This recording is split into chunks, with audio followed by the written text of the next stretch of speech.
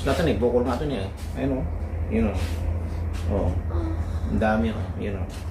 Paano mo nga ro tatanggal nito?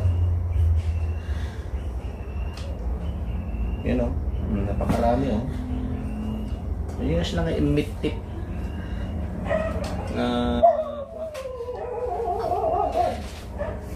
Madikit ito na parang yung natay nga dara.